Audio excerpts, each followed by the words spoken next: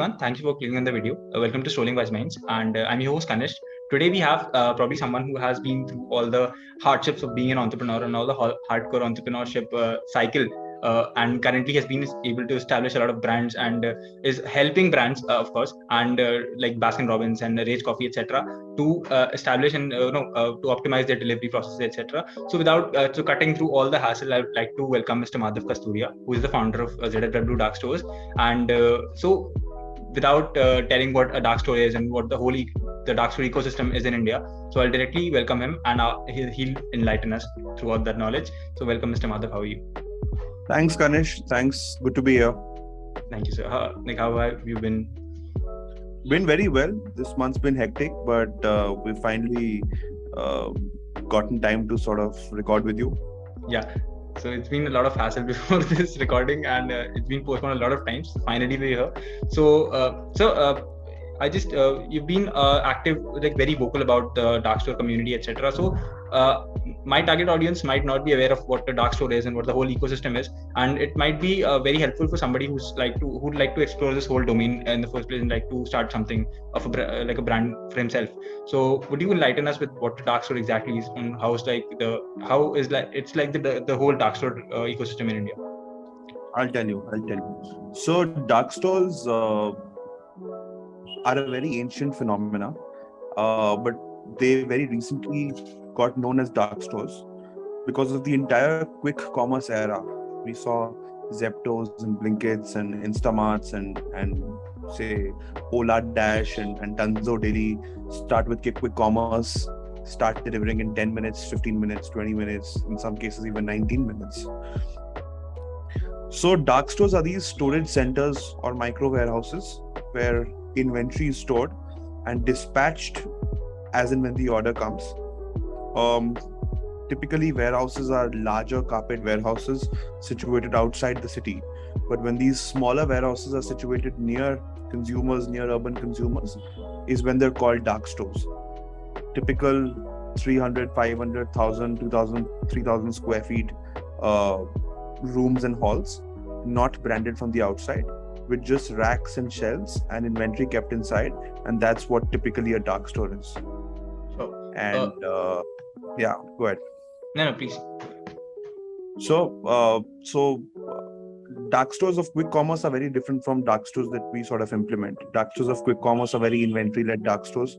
All of these platforms first purchase the inventory from brands and then further sell them to users, right? For us, we do dark stores as a service. We help brands expand across geographies using our network of dark stores, where they do a stock and sell model. They place inventory at our dark stores as and when the customer orders.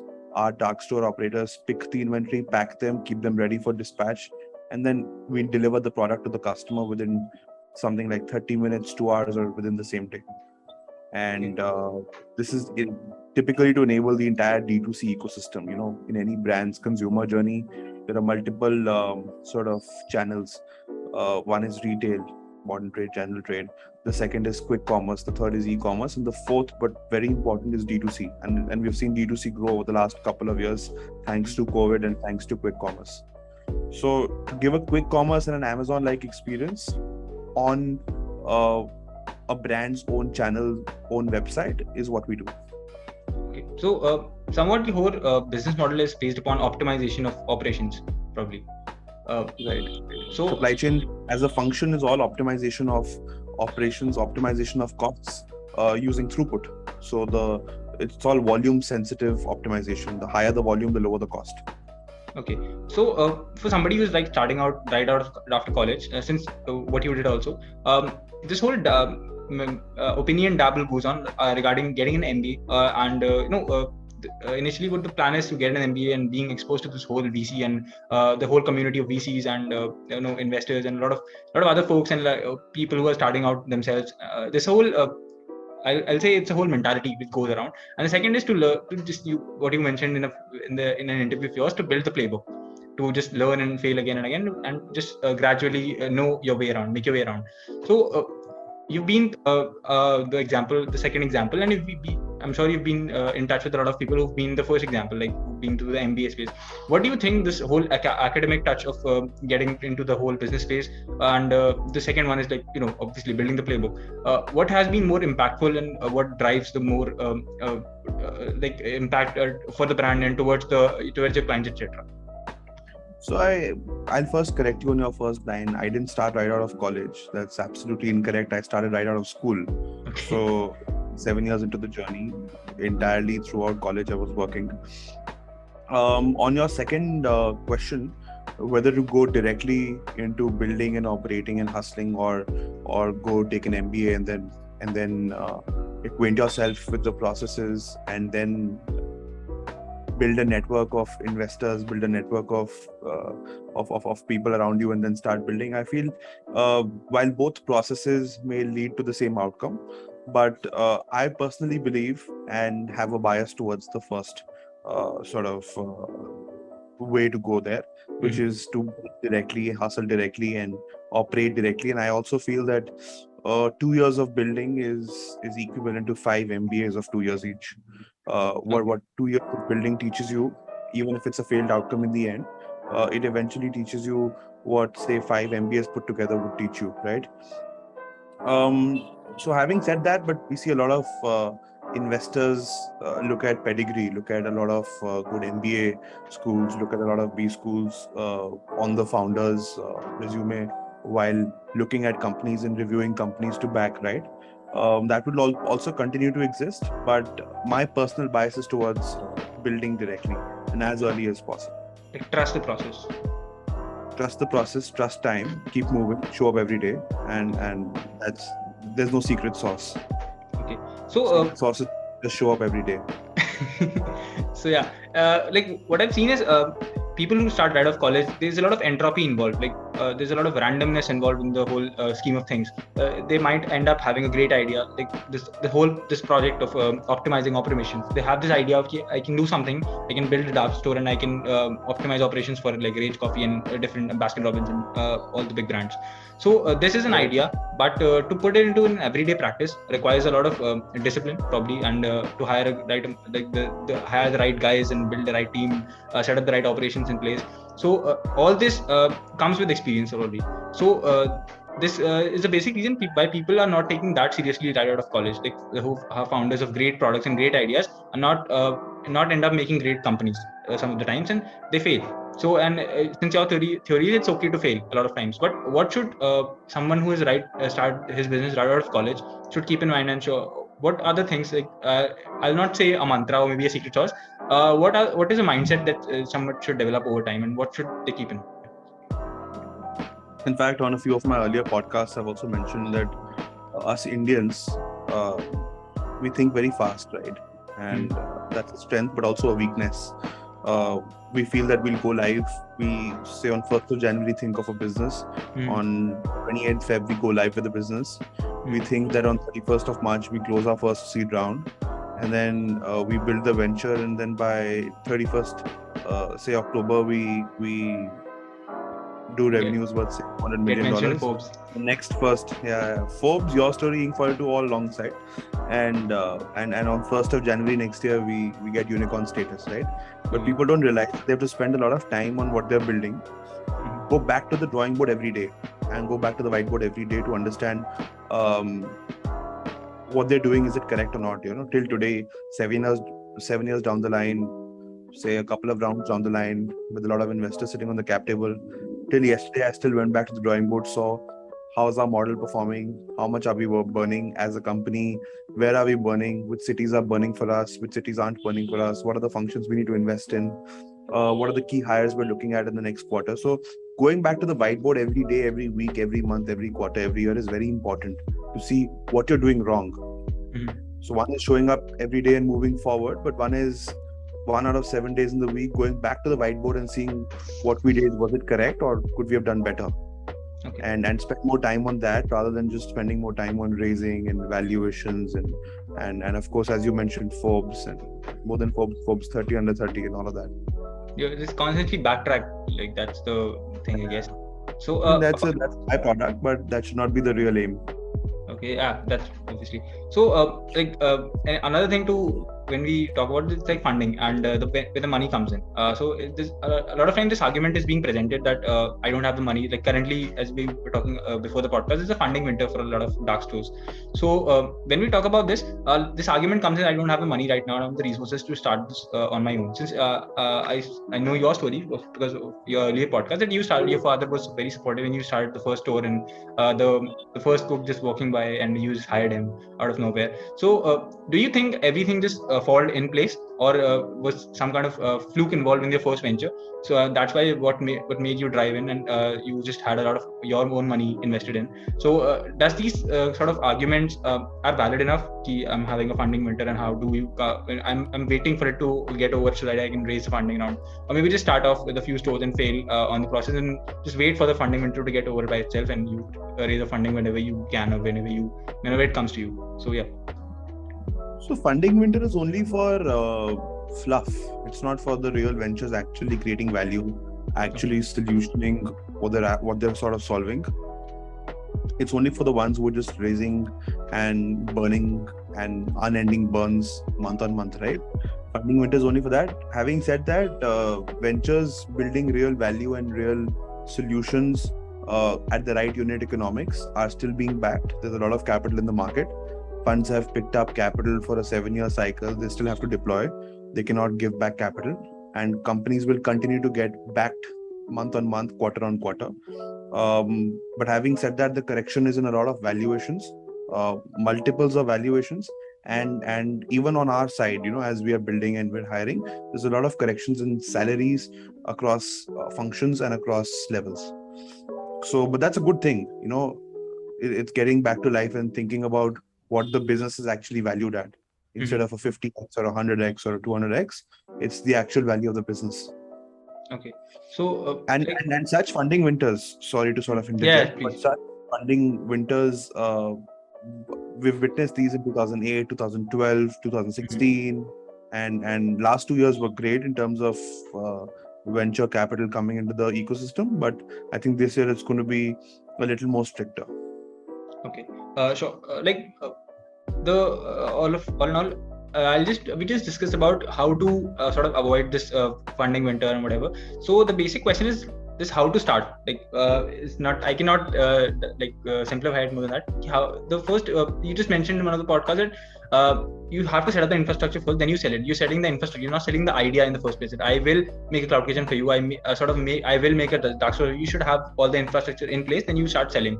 But somebody who's the whole target, the reason I'm targeting all my questions, I'm mentioning this for somebody who started right out of college. My whole audience is the people who are in their third year, fourth year, maybe starting right out of college. So somebody starting right out of college, obviously they won't have the funds in place.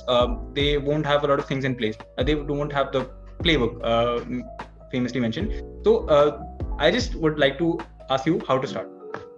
No, I think start with an Excel, start with a PPT, put down whatever you have on your mind in the Excel. I personally like Excel over PPT because I like to create different tabs for every different thought, right? Okay. Revenue is one tab, expenses one tab, go to market step 1, step 2, step 3 is one tab, timelines is one tab, risks is one tab, right? I like to sort of put down everything on my mind on an Excel, structure it, color it, and then and then have a streamlined way of going about things. So put down the plan, speak to a couple of people, whether within college or outside college, write to a couple of investors or founders who you know or you don't know online. LinkedIn is a very good tool to reach out to people. Take feedback, and feedback is very important because if I think this is $1 billion idea, 10 other people may not think it's $1 billion idea, right? Validation, external validation is very important. And I think take one step at a time. Sure. And how important? But show up every day, as I always say. Obviously, yeah. So, what is in this entire process? What's the possibility and what's the advantage of having committing blunders? Something which everybody is told you not to commit, not to do, not to pursue, and you're still going up as an experiment, and you end up failing, and it's a blunder, obviously. So, how important are those in all of your journey and maybe any journey you've witnessed? So, yeah. So you learn from books, right? You learn from podcasts as we're recording, right? But the best learning is when you actually fall down, right? So I think real life learning, you fall and you stand and you fall and you stand, is when you actually learn and you implement that. If you just talk about books and literature and podcasts and videos, there are thousands and millions of them online, but still people commit mistakes. So I think it's very important for people to do what they want, experience failure, and then move into a more wise decision making process. Okay. So all in all, this was like all the questions I had to ask for somebody who's not aware of your journey, and still wanted to ask, like could look you up for, like you've built a huge brand for yourself. Could you just shed some light upon your own journey? Like how did you go about things? And like there's a lot of aspects to your life as well. You initially were not that interested in academics and studying, and you completed your degree, as your father told. So what has been your journey, and what's your mindset basically? Like we have this whole talk about the entrepreneur's mindset. So how did you go about building it, and what has been your journey basically? I think journey's been very exciting since the start, and doors kept opening. Started back in 2015 as a small cloud kitchen in my neighborhood. Operated that for a year, saw some good revenues and profitability. My dad supported me for the second store, opened the second store.